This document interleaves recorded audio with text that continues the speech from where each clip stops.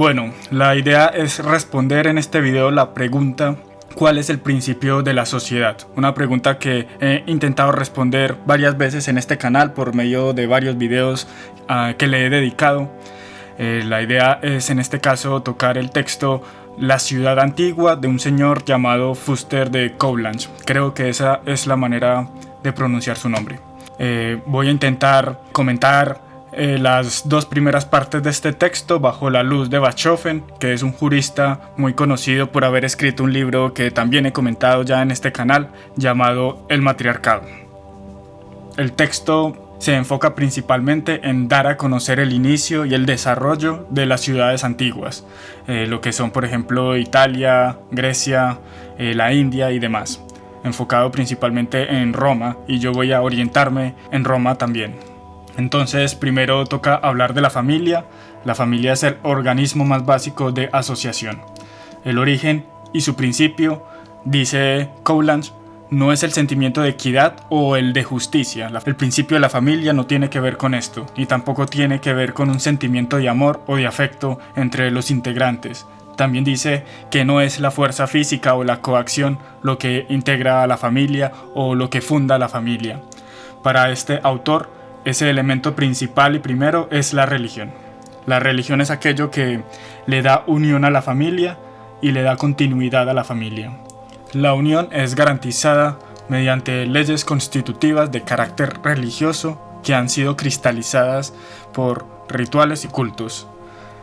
Y en la actualidad de la familia, en su actualidad, lo que garantiza su unión, lo que hace que la familia se mueva según una sola voluntad, es la voluntad del pater familia, del padre de familia.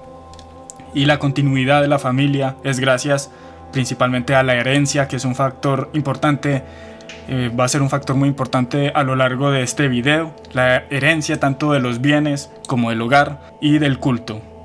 También la continuidad está garantizada por ese conocimiento del pasado dado por el culto a los ancestros, que son básicamente paters familias muertos que se han de cierta forma deidificado.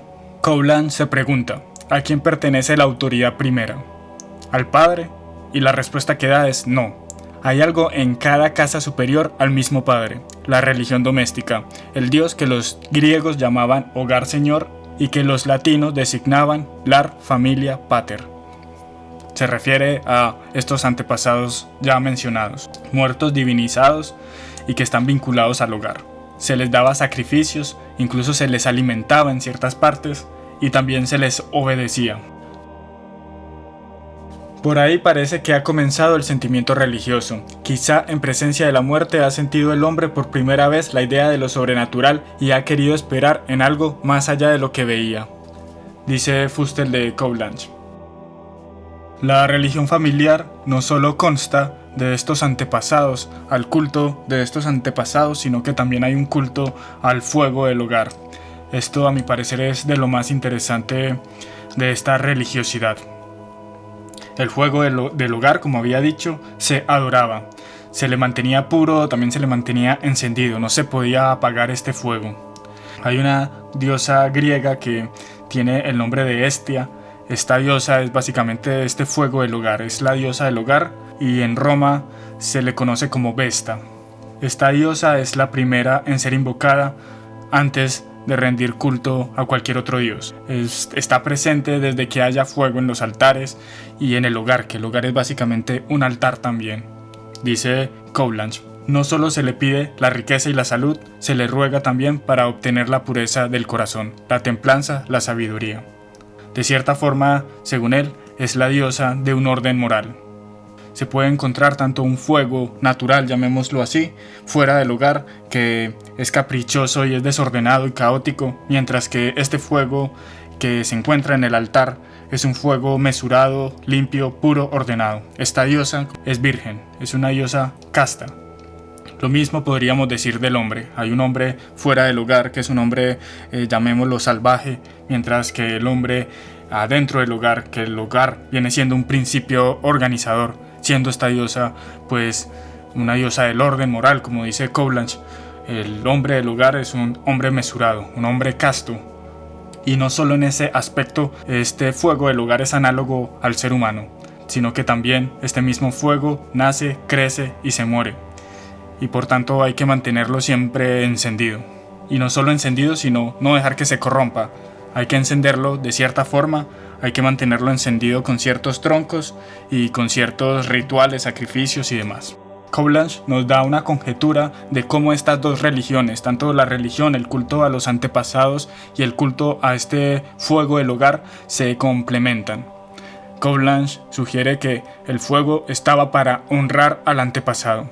Y de cierta forma, este fuego que servía para honrar el antepasado se volvió también parte de un ritual en el cual era necesario mantenerlo vivo y se deidificaba el mismo fuego. También hay otras conjeturas que podríamos hacer, y esta la propongo yo, que esta Vesta, este fuego del hogar, era invocada gracias a una técnica, la propia técnica de crear el fuego. Y esa misma técnica es producto de una enseñanza que se ha cristalizado por medio de un ritual o un culto.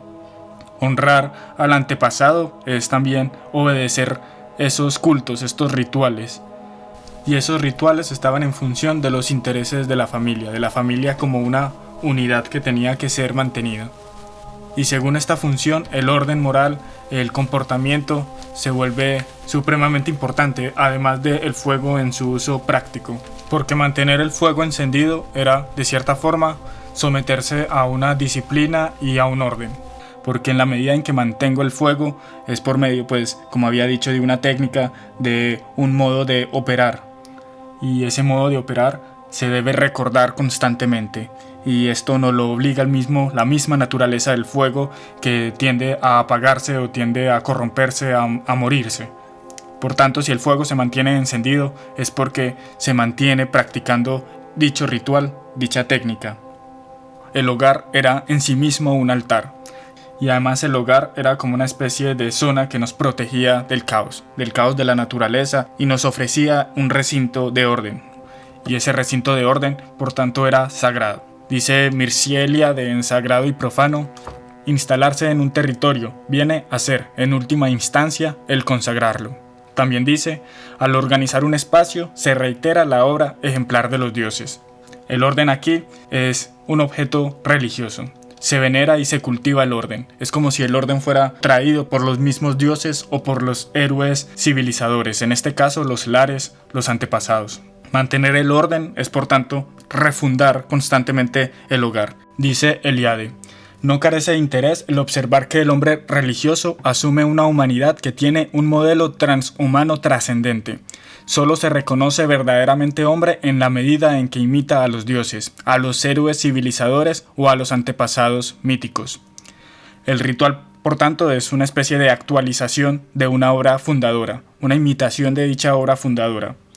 Una obra fundadora que nos otorga orden, el orden que podemos contemplar en el hogar, en el mismo hogar o en la misma constitución de la familia, siendo pues instituciones que tienen constantemente que renovarse para mantenerse en el ser. Lo que me gusta de este autor de la ciudad antigua, este Fustel de Cowlange, es precisamente este punto de partida que toma, este punto ya mencionado que es el religioso. Cómo entender este patriarcado, llamémoslo así, mediante este filtro de la religiosidad. Porque yo he consultado otros textos que más bien proponen una mirada sobre el derecho, una mirada legal, legalista, jurista, sobre estos temas, y claramente parece como si esto se tratase del régimen más injusto, y es porque en este modelo el pater familia es básicamente la suprema autoridad. Es tanto el sacerdote, el juez, ostenta todos los dominios. Diríamos que el dominio sobre las cosas es lo que llamamos propiedad, mientras que el dominio sobre las personas las llamaríamos aquí potestad. El pater familia tendría ambos dominios, tendría, por así decirlo, todos los derechos. Y bueno, hay varios tipos de potestades. A veces creo que se reduce y se dice como que todos son esclavos ante él. Pero yo creo que la diferencia de este tipo de potestades nos deja ver que no es el caso. Respecto a los esclavos, los llamamos mancipium. Respecto a los hijos, es la patria potestas. Y respecto a su esposa, a su mujer, la llamamos manus. Pero este paterfamilia también tiene responsabilidades y también tiene deberes. Mantener el propio hogar sería su principal deber. Hacer que tanto el hogar como la familia perseveren en el ser. Y mantener la religión del hogar. Cumplir con la religión del hogar y garantizar que después de que él muera, esa religión también continúe por medio de la herencia, que es bastante importante. Dice Coblach: así pues, la religión imponía al padre tantas obligaciones como derechos le habían conferido. Aquí lo que hace que no se convierta en un régimen totalmente injusto es precisamente el hecho de que hay una religión que está sobre el padre. Hay unos lares, unos otros paters, familias, muertos, que están constantemente vigilando a este padre para que cumplan pues con estas obligaciones religiosas. La maters familia, la esposa, también tiene un cierto estatus, claramente no como el del pater, pero también es una figura importante. Según Coblach, la materfamilia era sacerdotisa, una sacerdotisa también importante, que procura la pureza del hogar, hace sacrificios y también puede invocar al Dios. También es respetada por sus hijos y, bueno, como había dicho, también goza de un cierto estatus. Y aquí interesante señalar que la idea de matrimonio, según Bachofen, y aquí conecto ambos textos, tanto el de Coblach como el de Bachofen, el matrimonio, según Bachofen, tiene origen matriarcal, o sea, previo a este sistema donde el hombre encabezaba todo el organismo de la familia, me refiero al orden familiar. Previo a ello había otro modelo en el cual era la mujer, era la esposa, bueno, más que todo la madre, la que encabezaba dicho sistema social. Esto lo había tocado en videos anteriores, lo pongo en pantalla por si lo quieren ver. Aquí lo que voy a hacer es resumirlo rápidamente para que se entienda cómo llegamos a esta cuestión del matrimonio según Bachofen. Bueno, en una primera instancia, este autor nos cuenta que la sociedad comienza con un sistema que él llama etáirico o afrodítico también, en un sistema en el cual básicamente no hay sistema, es sexo público, todo en común, sin pudor, sin matrimonio, todos con todos, y en el cual, y esto es muy importante, se desconoce el aporte masculino en la procreación, o por lo menos es irrelevante. O sea, solo se sabe que de las mujeres salen hijos, pero se desconoce pues al padre y tampoco era importante la figura del padre. Bachofen pone un ejemplo, dice que los tales masajetas tienen este tipo de sociedad. Dice Bachofen: ellos se sirven de las mujeres en común, cohabitan con ellas al modo del ganado, sin formar con ellas un hogar. Para entenderlo mejor, yo creo que aquí la cuestión de lo que habíamos visto con el pater familia, que era aquella persona que ostentaba el dominio absoluto, la potestad como la propiedad, aquí esta persona viene siendo la madre tierra, y por tanto este tipo de sociedades estaba muy en sintonía con este tipo de religiosidades en donde la misma tierra, la madre tierra, ocupaba el papel más importante. Era aquella que tenía esa absoluta potestad tanto para donar, para crear, para dar la vida y como para quitarla. Este sistema para Bachofen degenera totalmente en una tiranía. Si bien aquí la mujer ocupaba un papel muy importante en el sentido religioso, porque se entiende que la mujer era una especie de representante de la madre tierra, porque tal y como uno ve que la vida sale de la tierra, también se ve lo mismo en la mujer respecto pues a los seres humanos, pues que la mujer es aquella pues que trae a los seres humanos al mundo. Si bien ella ostentaba una cierta superioridad ante los hombres, también había otro criterio que hacía que ciertos hombres se destaquen de la masa indiferenciada de bienes y mujeres en común, y ese criterio era la fuerza. Mediante la fuerza se podía tanto monopolizar los bienes materiales como también monopolizar el sexo con las mujeres. Y aquí se me permite pensar también en lo que los MGTOW llaman hipergamia y demás. Como la idea es resumir, no voy a pues quedarme mucho en esto. El punto es que este titanismo, como llama Bachofen, esta tiranía, tiene una reacción, y esta reacción viene de parte de las mujeres. Esto es lo que Bachofen llama con el nombre de amazonismo, en el cual la mujer, como había dicho, reacciona violentamente ante el hombre, ante la fuerza física del hombre, organizándose y construyendo así un sistema con base a dicho orden militarizado, podríamos decir. Los hombres en este sistema solo ocupan un papel reproductor y las mismas mujeres lo que harían es regular la cantidad de hombres por medio pues de la muerte. Dice Bachofen: al abuso del hombre, que descansa sobre la superioridad de la fuerza física, la mujer opone la autoridad de su maternidad elevada hasta la hegemonía. Cuanto más salvaje es el poder del hombre, tanto más necesario es el poder moderador de la mujer. Y este sistema amazónico, como dice esta cita, evoluciona dando paso a lo que Bachofen llama demetrismo o ginecocracia directamente. Y para él esto es un avance civilizatorio porque aparece lo que habíamos mencionado, que es la institución del matrimonio. Y yo creo que para entender la diferencia de ambos sistemas es bueno atender a los nombres que el mismo Bachofen le pone. Aquí compara él dos diosas telúricas, o sea, diosas de la tierra. Una sería Gea o Gaia, la otra sería Demeter. La cosa es que Demeter no solo es diosa de la tierra, sino diosa también de la agricultura. Aquí aparece también la técnica, el oficio de la agricultura, la cual se tiene entendido de que es producto de la mujer. O sea, no solo Bachofen lo dice, varios otros teóricos dicen que la agricultura fue inventada por la mujer. La agricultura es analogado aquí también de la cuestión reproductiva. La agricultura refina y modera la producción de las plantas, de los vegetales, de las verduras, y también el matrimonio modera y regula también la engendración de hijos. Por tanto, Demeter, como había dicho, representa para Bachofen un avance civilizatorio. Aclaro que todo esto que estoy contando de Bachofen es una especulación de él, no quiere decir que esto esté supremamente corroborado, quizás haya algo de verdad, pero Bachofen se basa principalmente en la mitología para comentar y especular acerca de este proceso de la humanidad. Con esto quiero aclarar de que esto no es pues una teoría científicamente superprobada. Y para continuar, el problema de esta ginecocracia, de este matrismo, de este matriarcado, para Bachofen es que dentro de sí había una contradicción, y esa contradicción es también religiosa.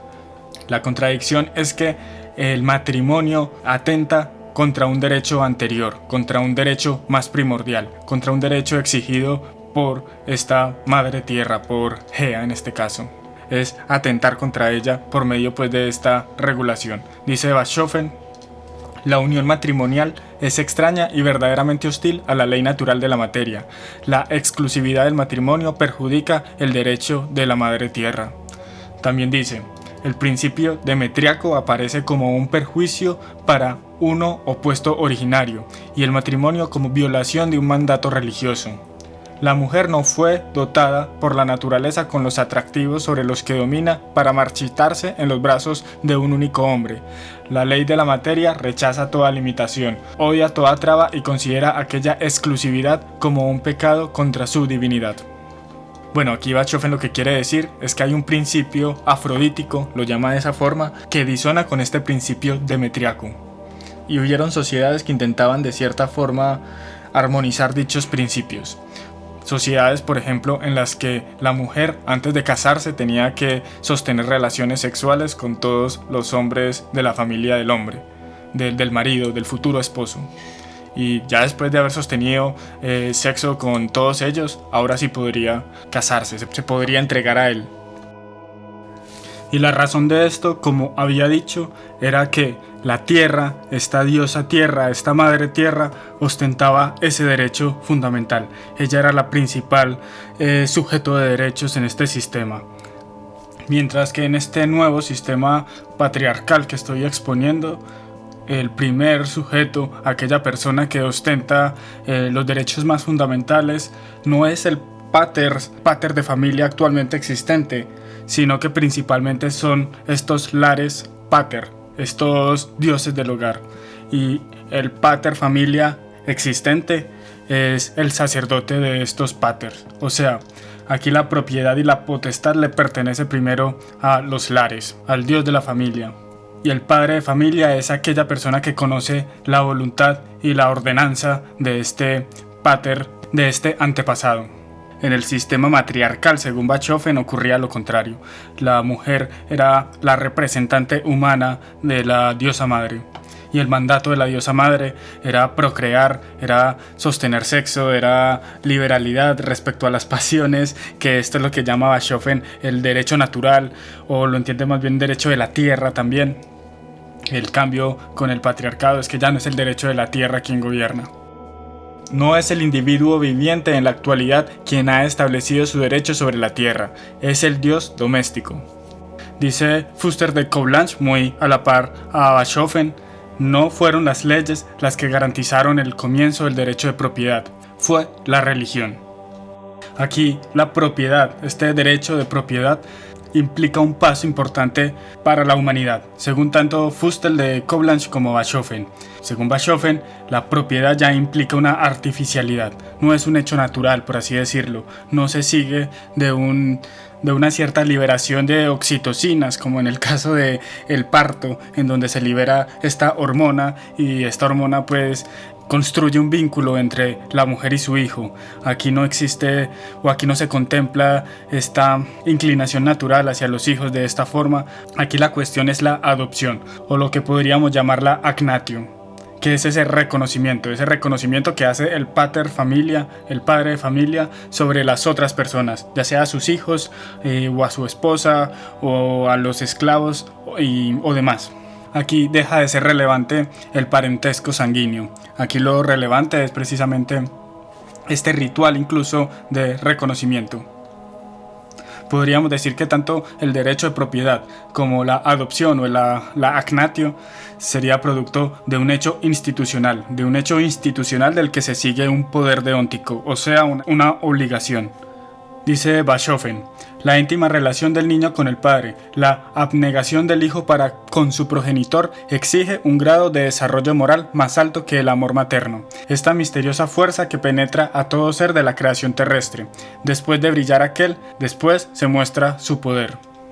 Como había dicho, no es un amor intuitivo, no es un amor producto de alguna hormona que se libera, sino que es más bien producto de un hecho institucional, que se logra tras una serie de leyes constitutivas, lo que podríamos llamar también ritual. Y los rituales de reconocimiento son, por ejemplo, el hecho de recoger al hijo del suelo, la mujer pare a su hijo, lo pone en el suelo y el padre lo levanta como forma de demostrar que lo reconoce como tal. O también está el caso de que simplemente ordena que lo alimenten. De esa forma ya está diciendo, este es mi hijo, yo lo voy a cuidar, lo voy a alimentar. Y hace parte pues ahora de la familia. Y bueno, lo bien conocido también de que tenía la potestad del padre de familia de básicamente abortar a su hijo, o sea, de no reconocerlo. Dice Bachofen, en el realzamiento de la paternidad está el abandono del espíritu de los fenómenos de la naturaleza, en su victoriosa ejecución, una elevación de la existencia humana por encima de la ley de la vida material. El principio de la maternidad es común a todas las esferas de la creación telúrica, y así el hombre, mediante la preponderancia que le concede a la potencia engendradora, sale de aquella unión y se da cuenta de su elevada tarea. El padre es simplemente una ficción jurídica, y la madre, por el contrario, un hecho físico. Coulanges también está de acuerdo con Bachofen, dice Fuster de Coulanges, dice que de ese derecho surge toda civilización. Pues por el derecho de propiedad, el hombre mejora la tierra y él mismo se hace mejor. Por medio de la propiedad es que yo puedo, por ejemplo, tomar un territorio y elevarlo o más bien imponerle un orden. Ya no se trata del orden de la madre tierra, ese orden natural, sino que ahora se trata de mi orden, del orden que yo le impongo a ese pedazo de territorio. Y yo creo que sin ese cambio de paradigma no se entiende, por tanto, lo que llamaríamos entre comillas civilización. Ese orden que yo le impongo, por ejemplo, a la tierra o a una familia o a otros individuos, a mis hijos, por ejemplo, en el momento de educarlos, se hace en virtud de un principio rector. ¿Cuál sería el principio rector de este sistema patriarcal? Ya lo dijimos, serían los ancestros o el pater familia. Para explicarlo bien, yo creo que los ancestros, si se me permite hacer la analogía o la comparación, sería como este poder legislativo en lo que vendrían siendo las repúblicas modernas, mientras que el pater familia es más bien el ejecutor o el juez, es el poder ejecutivo. El principio rector es lo que llaman los estoicos hegemonicón, por cierto, que a esto también le dediqué videos en el pasado. Lo que ocurre es que este principio rector primero se hace consciente de una totalidad, llamémosla por ejemplo organismo, un organismo individual, un animal por ejemplo. El principio rector en los animales, siguiendo a los estoicos, sería este atributo perceptivo. En el ser humano es más bien la razón es la que se hace cargo de esa totalidad. Y lo que ocurre, según los estoicos, y yo creo que va muy acorde a esto que estamos comentando, es que hay una expansión de esta apropiación. Interesante aquí la palabra apropiación, ¿cierto? De apropiar, de propiedad. Es una apropiación afectiva lo que ocurre. Y una primera expansión de esta apropiación se da en la familia. Es quizás de los primeros círculos o el primero si no estoy mal, según Hierocles. Esto, como dije, ya lo comenté en videos pasados.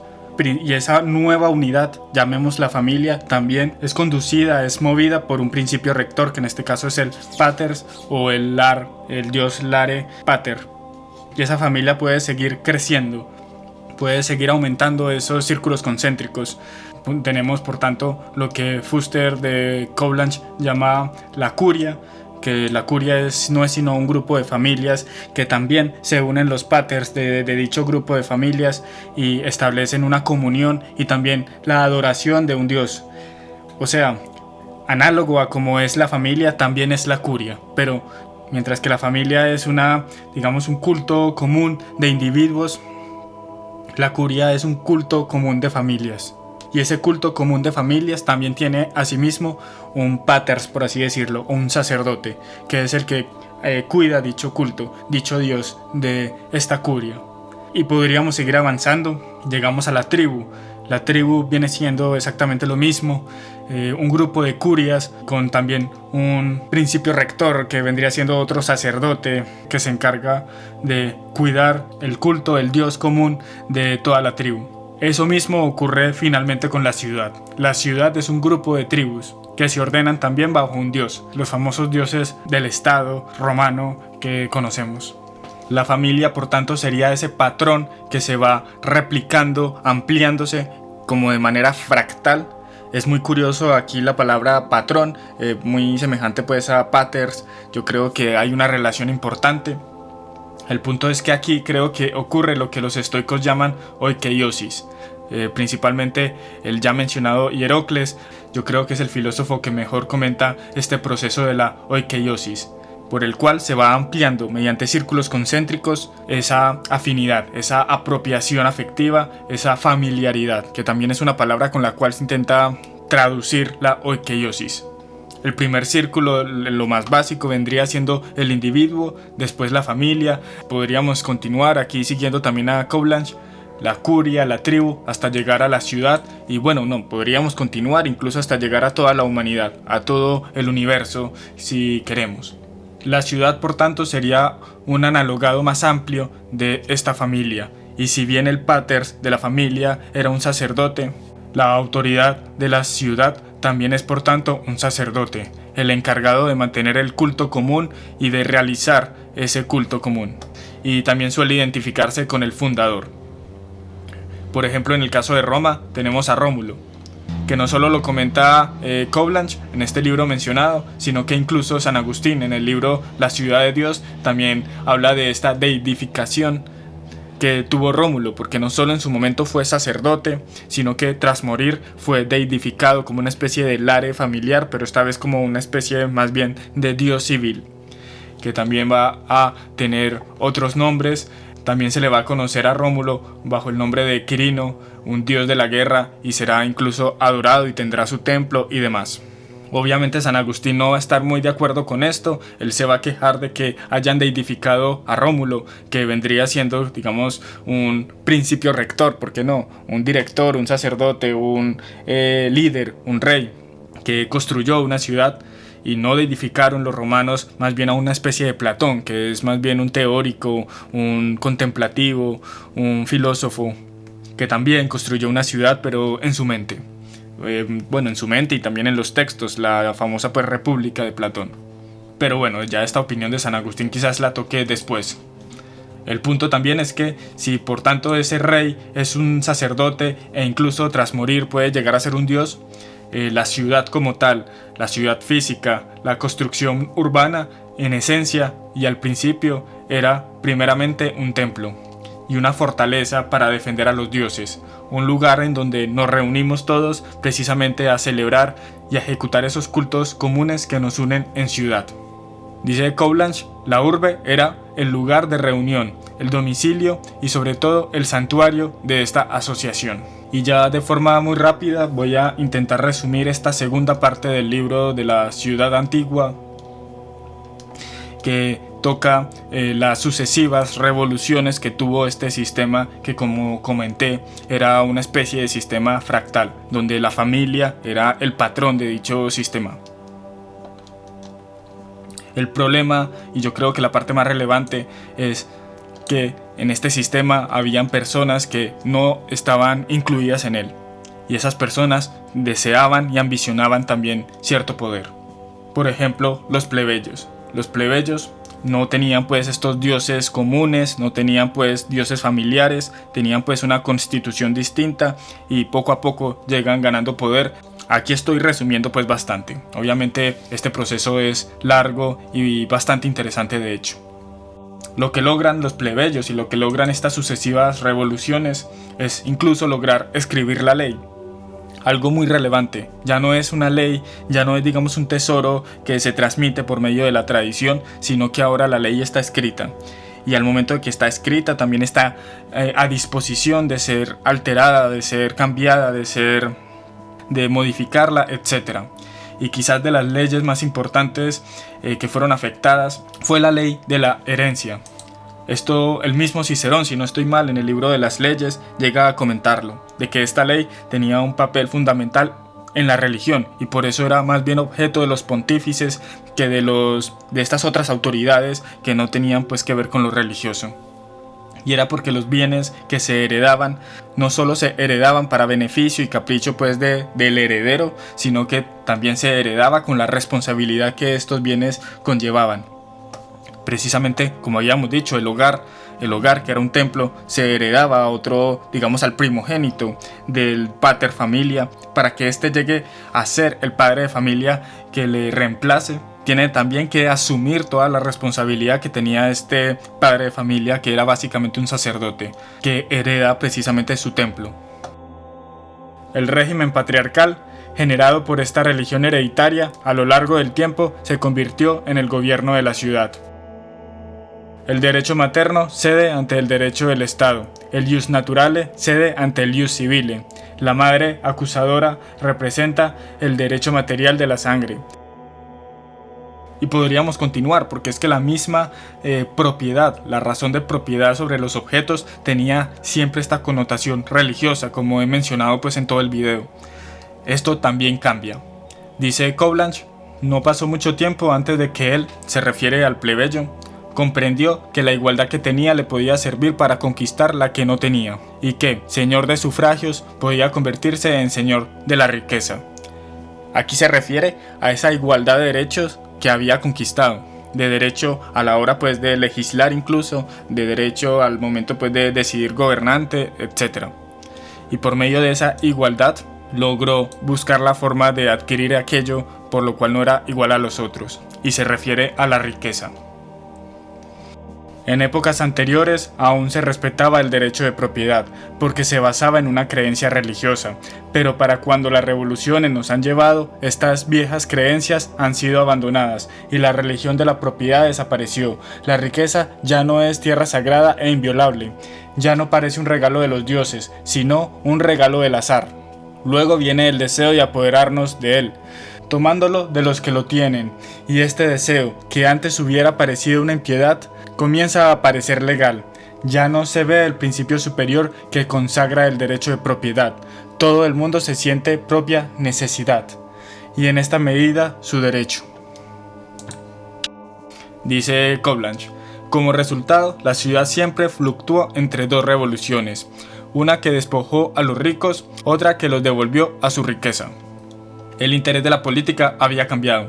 Ya no se trataba de mantener el culto, la religiosidad, aquel elemento que cohesionaba a todas esas partes, sino que se trataba ahora del interés público. Y aquí público tiene trampa, y yo creo que esto lo vemos todos los días. Básicamente se convierte la política en disputa de partidos y se trata más bien del interés del partido. Y siempre ha existido lo que Platón en la República llama estos presuntos protectores del pueblo, de los desfavorecidos, de las víctimas, que precisamente en virtud de el mismo pueblo, supuestamente, claro, en virtud de ayudar a estos desfavorecidos, logra, con ayuda de ellos, subir al poder y atentar contra ese antiguo derecho privado. El derecho privado, me refiero al derecho de la familia, el derecho del pater familia, que ya se ve completamente socavado ante el derecho principalmente del Estado.